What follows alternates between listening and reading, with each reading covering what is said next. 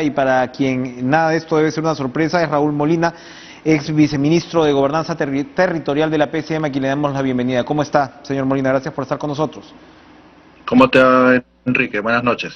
¿Cómo observa la situación, primero, el tema del paro agrario? Pareciera, a muchos les supo a sorpresa, ¿no? Esta convulsionada manifestación que comenzó en un lado. Recuerdo que le preguntaba a un entrevistado la semana pasada, oiga, y esto está pasando en Ica, ¿y qué pasará al norte? Y el entrevistado decía, no, de repente ahí son otras las condiciones, y bueno, esa misma noche, Suácate, ¿no? Es decir, esto no se contiene claramente.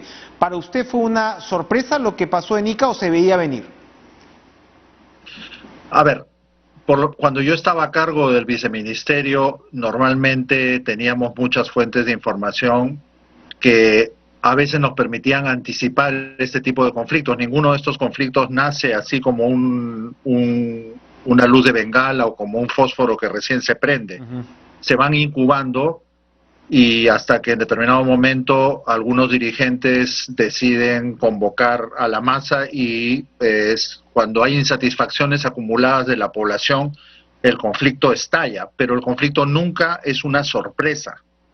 Y yo creo que cuando nos sorprendemos es porque no somos capaces de escuchar al país, ¿no? El Perú es un país, lo he dicho otras veces, que tiene grandes deudas de inclusión y solo cuando uno recorre el país se da cuenta de que a veces en Lima tenemos una mirada un poco lejana de lo que está sucediendo en muchos lugares del Perú. O sea, hemos tenido este conflicto de los jornaleros agrarios, pero tú acabas de mencionar, ahora hay conflicto en la provincia de Cotabambas contra la mina Las Bambas, por un argumento que has mencionado del canon, que efectivamente hay una frustración en la provincia de Las Bambas, de la provincia de Cotabambas, porque la mina no produce canon por este tema de la depreciación anticipada, que es un beneficio del que gozan las empresas mineras. Pero desde que yo estaba en la PCM estuvimos discutiendo largamente con el Ministerio de Economía y Finanzas y los alcaldes un mecanismo de anticipo del canon. Contra su flujo futuro les iban a adelantar dinero a los alcaldes y lamentablemente a veces el Estado se da vueltas y se muerde la cola y no logra concretar aquellas cosas que le ofrece a la gente. O sea, si el conflicto ahora, no creo que sea el único tema de agenda, pero que está planteando Cotabambas es el canon, ese conflicto no debió estallar, porque una alternativa para atender las expectativas de la población ya se estaba discutiendo hace muchos meses. Así es. Y el problema es que no se concretan las opciones que se discuten. Este es un conflicto viejo, por decirlo de alguna manera, como es el de Do Herrán, ni qué decir, el de Do Herrán, pero en el caso de Las Bambas es muy interesante lo que usted señala. ¿En dónde se atraca esa vía de solución? ¿Es al nivel de los gobiernos descentralizados? ¿Es el propio Ejecutivo? ¿Es la propia minera? ¿Dónde ve usted que está el cuello de botella que no nos dejó avanzar? Porque efectivamente esto no es nada nuevo. A ver, hay varias razones, Enrique, pero yo te diría que el Ejecutivo, y siendo una organización tan grande y compleja, no tiene una sola manera de entender las cosas. Y a veces dentro del Ejecutivo hay que hacer discusiones muy largas y muy complicadas entre la Presidencia del Consejo de Ministros, el Ministerio de Economía y Finanzas y los ministerios especializados. Y no necesariamente en ese triángulo hay una misma mirada. Otro tema que que existe o algo que anima esas miradas distintas es esta discrepancia que hay hace muchos años entre enfoque político y enfoque técnico, y algunos dicen que solo debe enfocarse los temas públicos con un enfoque solo técnico, y eso no existe en sociedad. Siempre tiene que haber un diálogo y un equilibrio entre una mirada técnica y una mirada política, y lo digo política en el sentido mayor, de comprender cuáles son las expectativas en conflicto en la sociedad y gestionar esas expectativas en el corto, mediano y largo plazo. Ese es un papel que le corresponde a las autoridades políticas, y esos son los ministros, la presidencia del Consejo de Ministros y el presidente de la República.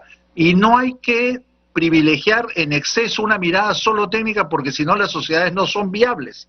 Muchas veces hay que negociar lo técnico con las expectativas de la gente mediante decisiones políticas que tienen que ser racionales y tienen que ser razonables, pero tienen que existir.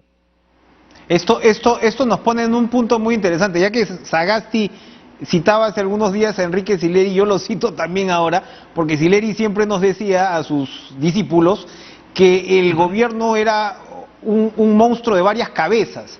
Y usted lo acaba de señalar, o sea, clasificar a un gobierno solamente desde una línea es peligroso y torpe. Y efectivamente, usted en su posición estaba en un despacho que se suponía estaba desarrollado para poder precisamente apagar, por decir de alguna manera, conflictos sociales. Entonces, acá estamos hablando de una falla en el propio diseño del Ejecutivo para poder enfrentar esto.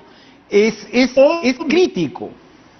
O minimizar una cosa que está muy desarrollada en la literatura sobre ciencia política y sobre gestión pública, ¿no? Que hay una tensión siempre entre la racionalidad estrictamente técnica o estrictamente fiscal y la racionalidad política que obliga al Estado a responder a las expectativas de la gente que no piden turno y que no siempre son expectativas que están dosificadas en función de las posibilidades operativas del Estado. Entonces, nosotros y en la PCM se vive eso todos los días, una tensión permanente entre lo que se puede, lo que se debe, lo que se espera, y el Viceministerio de Gobernanza y los conflictos sociales son la arena donde esas tensiones se manifiestan. O sea, no solo tenemos el conflicto de las bambas, Enrique, o sea, tenemos los conflictos de ambulantes y colectiveros, por ejemplo. Son dos segmentos de población que viven un poco en el borde de la ley y efectivamente los colectiveros infringen una serie de normas de seguridad que atentan contra los derechos de sus pasajeros. Los ambulantes ocupan calles que son de todos, pero también tenemos que entender que ambos representan a segmentos de la población que necesitan trabajar. Entonces el Estado tiene que ser creativo y desarrollar respuestas a esos segmentos de población que no se reducen a cumplir la ley, porque la ley muchas veces está diseñada para realidades que no corresponden con las realidades de esa gente, pero esos peruanos y peruanas necesitan ser incluidos y necesitan respuestas del Estado, y para eso hay que sacarle jugo al cerebro, hay que sacarle jugo a la creatividad de las instituciones y a la innovación en las políticas para poder responder a esa gente. No basta con decir, señor, usted no cumple con las reglas, tiene que salir del mercado. ¿Y de qué comen esas familias? O la famosa respuesta de evaluemos esto de manera técnica. Evidentemente esto se queda ahí y el mensaje con el que me quedo es que hay que politizar otra vez el Estado, en el buen sentido de la palabra. En el mejor sentido de la palabra, en el mejor sentido de la palabra, entendiendo la política como la manera innovadora de ofrecer respuestas a los problemas públicos, no los que quisiéramos, los reales, los que realmente afectan a nuestra gente. Los conflictos son un abanico de realidades distintas, hay como una tipología de conflictos. Por un lado tenemos un conflicto como el que todos los peruanos enfrentamos del 9 al 14 de noviembre, que tenía una connotación claramente política por la falta de legitimidad de un gobierno. Tenemos el conflicto de los jornaleros agrícolas que tiene que ver con derechos laborales y con la necesidad de la gente de tener algo mejor salario para poder sufragar la vida de sus familias. Tenemos estos conflictos de colectiveros y ambulantes que, como digo, son de segmentos de población que viven en el borde de lo legal pero necesitan respuestas. Tenemos las bambas o tenemos Coata en Puno, que también ha saltado un poco en estos días por el reclamo a la descontaminación del río que recorre un racimo de distritos puneños.